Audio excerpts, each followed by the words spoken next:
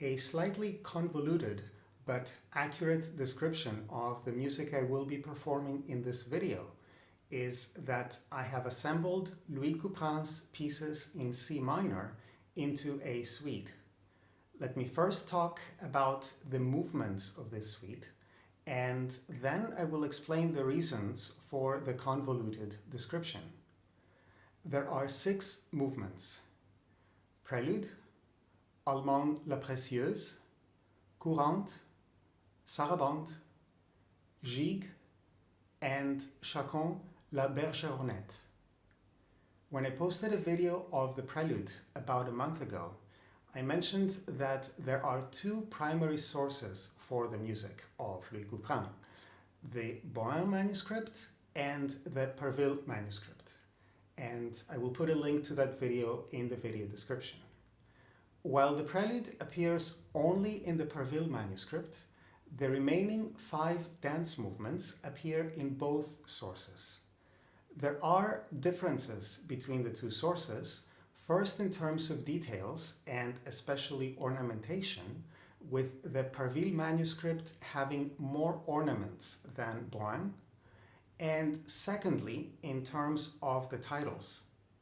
The descriptive titles for the Allemand and the Chaconne, namely La Précieuse and La Bergeronnette, appear only in Parville. Whether Louis Couperin ever arranged his music into suites is something we do not know.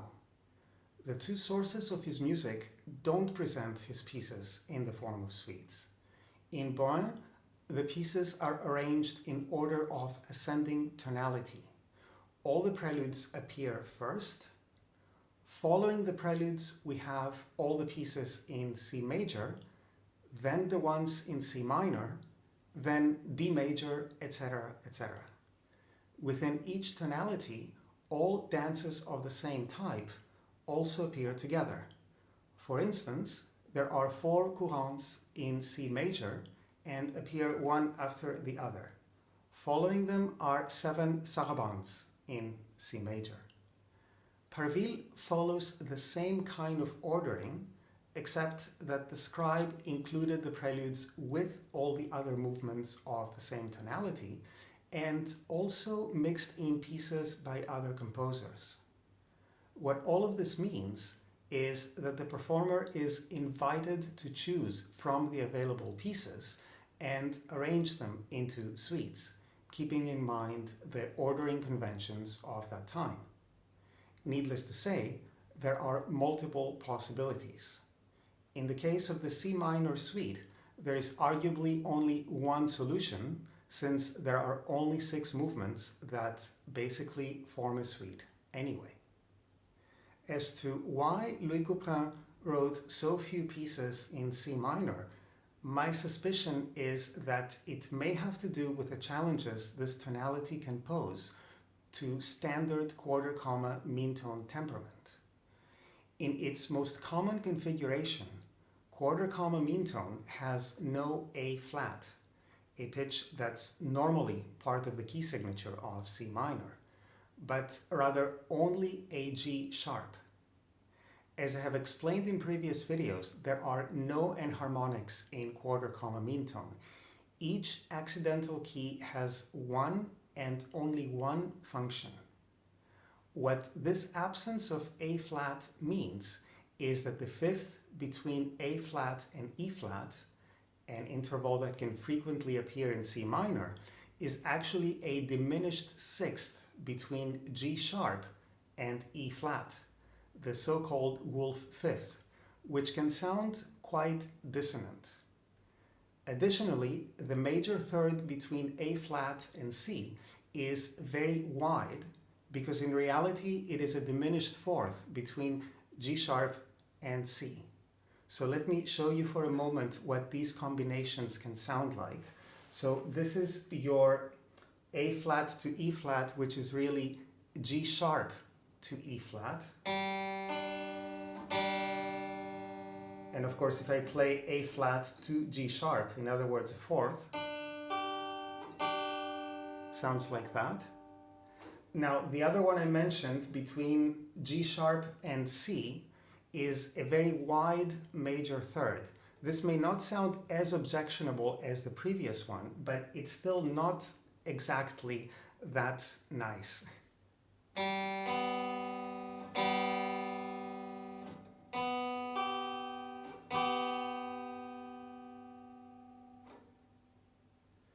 Now, as I have mentioned in previous videos, 17th century composers who were intimately familiar with the characteristics of quarter comma mean tone would selectively use some of those more out of tune intervals to create expressive or dramatic effects. So when a composer uses a tonality that appears problematic from our 21st century perspective, it may very well be that they have a particular expressive effect in mind. In general, I would argue that Louis Couperin seems to take advantage of the expressive possibilities inherent in mean tone. I've already made a video discussing how he does this in his Tombeau de Monsieur Blancrochet, and I'll put a link to that video in the video description. And I would even go as far as to say that his Pavane in F-sharp minor also relies on mean tone for its heart-wrenching, poignant, expressive content. I will put a link to my recording of that piece in the video description as well. But do keep in mind that there is no definite answer for this issue, and that my view simply reflects my understanding of how this music works. Therefore, just because a suite is in C minor, that does not rule out quarter comma mean tone. And because during the mid-17th century, we are in what I like to call a twilight world between Renaissance harmonic practice and modern tonality, pieces in C minor usually don't have A flat as part of their key signature, and A natural and A flat can appear with equal frequency.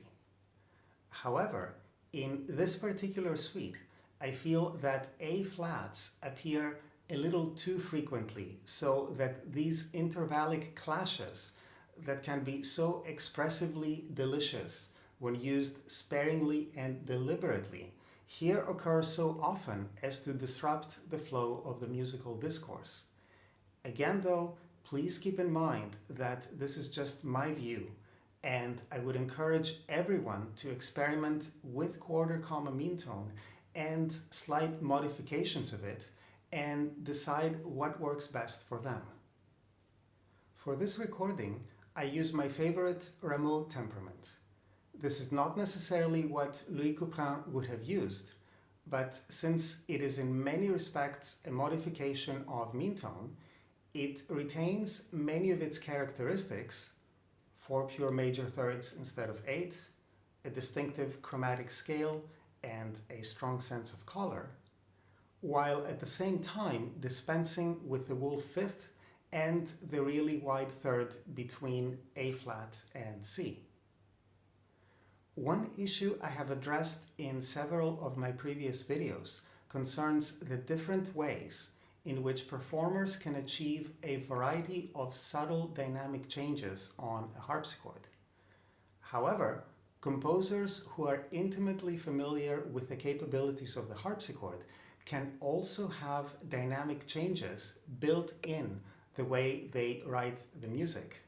And the opening measures of the Gigue provide an excellent example of Louis Couperin creating a dynamic crescendo through his use of rhythm and register. Let's see how this works. Now, if you look at the Gigue, when you look at the score, you will notice that the time signature in the front simply has the number 3. If we try to translate that in modern notation, this piece is really in 6/4. This is a compound meter, and what we have here in each measure is 2 main beats that are subdivided in 3 beats each. So if I were to play the first measure, for instance,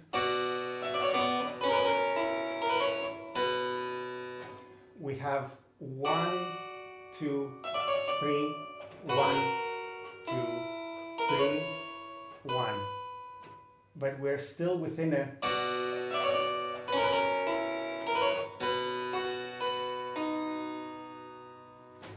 And by the way, I'm going to play it a little more slowly like this so that you have time to digest what is happening. Now, this kind of rhythm, this kind of compound meter is very, very common for the Gigue.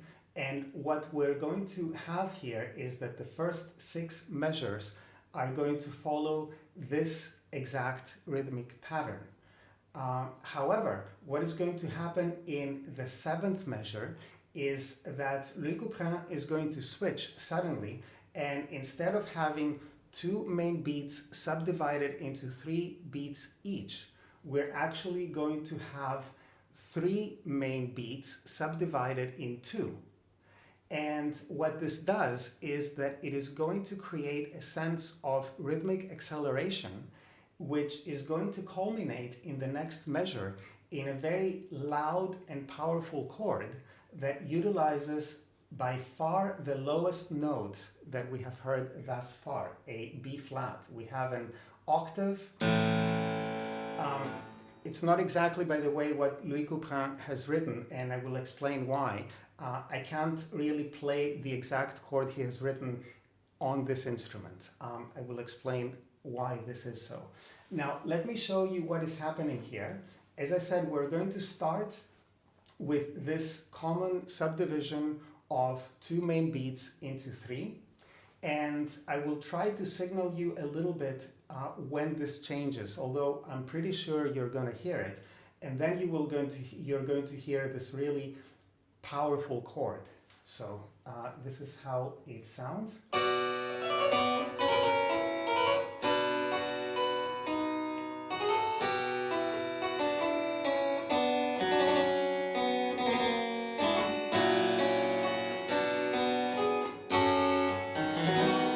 And here now.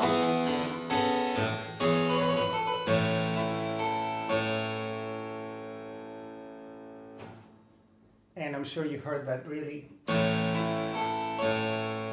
So what is happening here, in other words, is that Louis Couperin starts with a certain rhythmic identity, then we switch to something that seems to accelerate. So this is already creating a dynamic tension, and then we follow that with the loudest chord that we have heard up to that point. So clearly here, Louis Couperin has built in this dynamic crescendo in the way that he has written the music.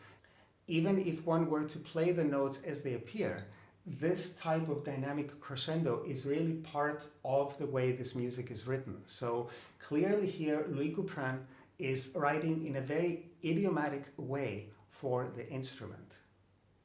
Now, as I just mentioned a couple of minutes ago, this powerful chord that I played is not exactly what Louis Couperin wrote. What he actually wrote for the left hand to play is not just an octave, but actually this.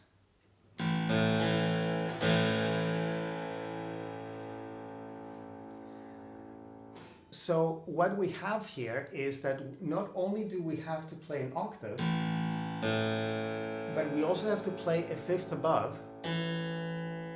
In other words, basically he's asking to play an interval of the 12th. And this, of course, may seem impossible. However, the instruments that he would have known had what we call a short octave, and I will explain how this works. There is more than one way to create a short octave based upon the range of the instrument. So what I'm going to show you is how it works for this particular piece. Imagine that the lowest note of the harpsichord is this B here, this note. This means that the low B flat we need for this chord is not available. Furthermore, Louis Couperin's music sometimes requires even lower notes, like an A or a G. However, at that low range, composers during this time tended to use mostly diatonic notes or the occasional B flat, so we can kind of reconfigure the pitches we assign, especially to these two accidental keys, as well as the lowest key of B, in order to extend the range of the instrument downwards. So, while the keys for C, D, and E play those actual notes, the accidentals between them are tuned so that the notes A and B below the C, while the low B is tuned lower so that it can sound the lowest G here.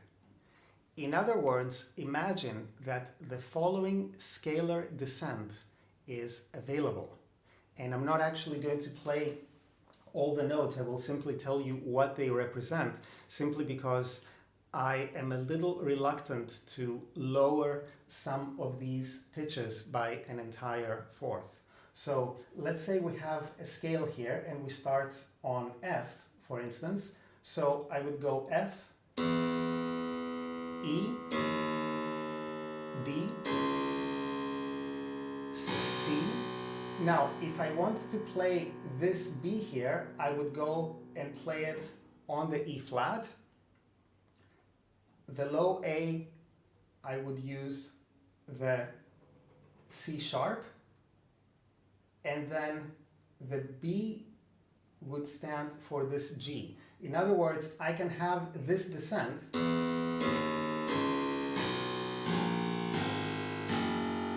but I would actually be going something like this.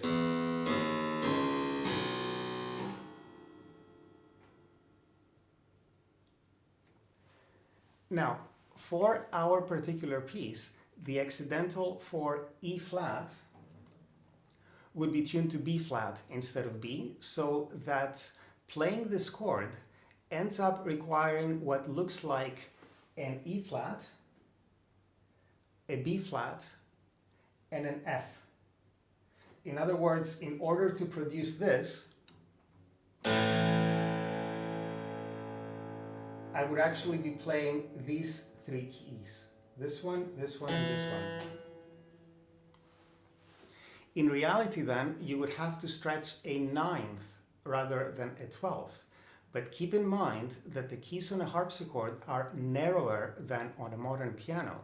So such a stretch is eminently doable. And I'm just kind of keeping my hands stretched like that. My hands are not particularly large. And you can tell that it's really easy to actually play this. Of course, this doesn't sound as a B flat because I don't have it tuned that way. But actually playing this is not that difficult. One final remark about the score that accompanies the recording. For my performance, I used the modern edition by Alan Curtis, which is based on the Parville manuscript. Unfortunately, as far as I know, this manuscript cannot be viewed online, and from it I only have a copy of the Prelude because it is reproduced in Colin Tilney's publication, The Art of the Unmeasured Prelude. So what you will see for the other 5 movements is the Bauyn manuscript, which thankfully is available online.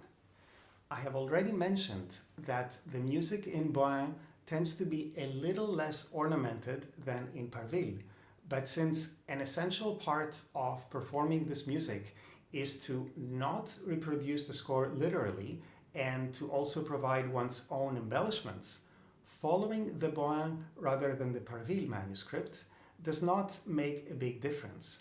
The main text, so to speak, is basically the same. As always, thank you for watching, and I hope you enjoy the performance.